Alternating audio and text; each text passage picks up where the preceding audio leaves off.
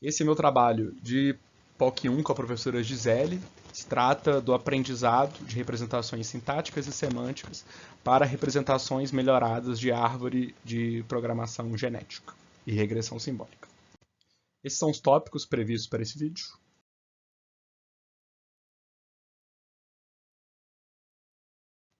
Algoritmo genético é uma técnica de otimização em que você cria uma população, avalia sua qualidade, elimina indivíduos indesejáveis, dessa maneira convergindo para uma solução, e reproduz indivíduos sobreviventes, explorando o espaço de busca até chegar a um critério de parada. Regressão simbólica é o que você utiliza quando você precisa de uma precisão na regressão muito grande e uma regressão polinomial, linear, não é o suficiente. Aqui você consegue incluir os símbolos que você quiser e construir uma árvore de expressões com esses símbolos.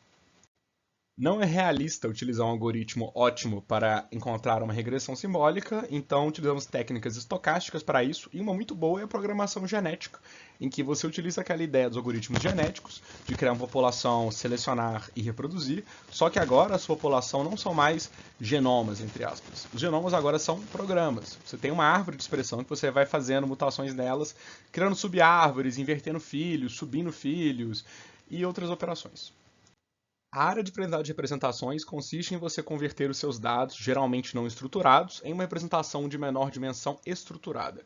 Isso, idealmente, preserva relações estruturais e captura aspectos semânticos. Dessa forma, quando você utilizar essa representação em menor dimensão, você consegue fazer aplicações úteis, como previsão de nós, classificação, recomendação e outras coisas. Isso é o que é amplamente utilizado em diversas técnicas de aprendizado profundo no estado da arte.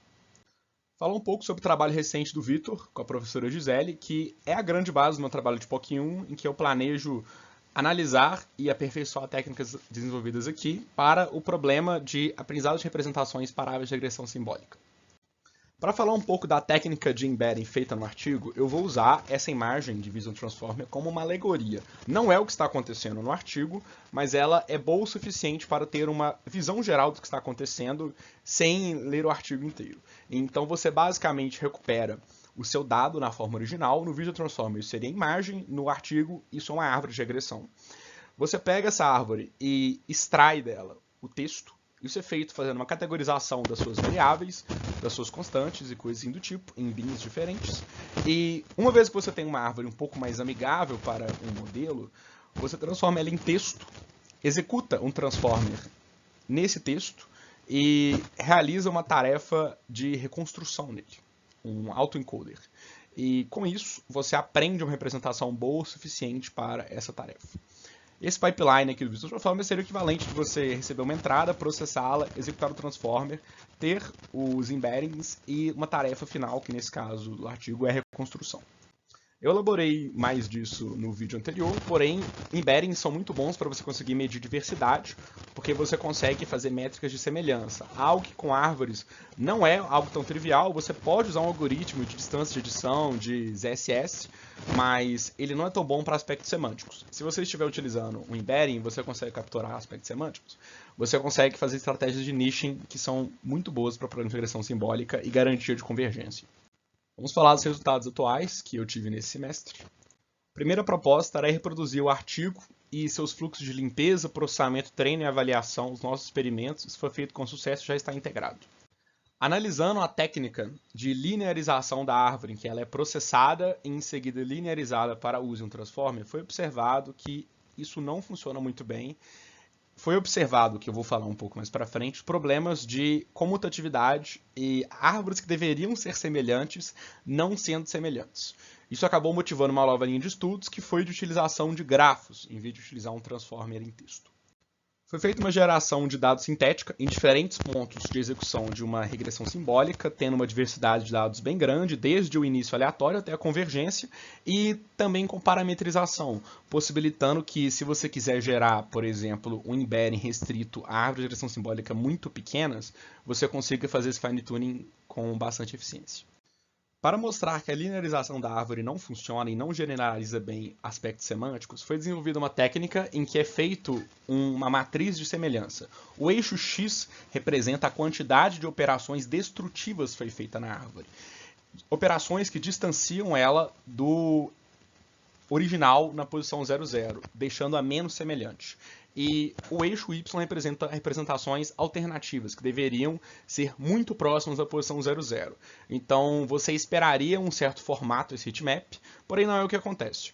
E estamos aperfeiçoando ele ainda, mas ele é uma demonstração muito boa para o problema de regressão simbólica do que representa o embedding ser bom ou ruim. Ele consegue te dar uma garantia visual das propriedades matemáticas desejáveis. Isso é o que eu quero dizer com comutatividade, seria o caso de você, por exemplo, ter essa árvore e inverter o mais com o menos.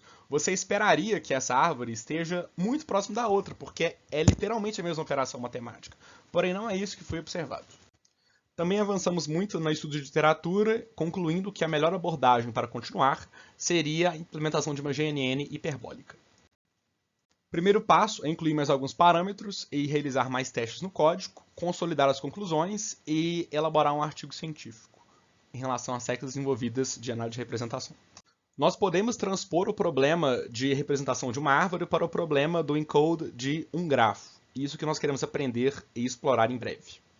O grafo ele tem aspectos estruturais, que são a matriz de adjacência, por exemplo, e aspectos de cada nó, as features dele, que no nosso caso da árvore seriam as operações matemáticas em si.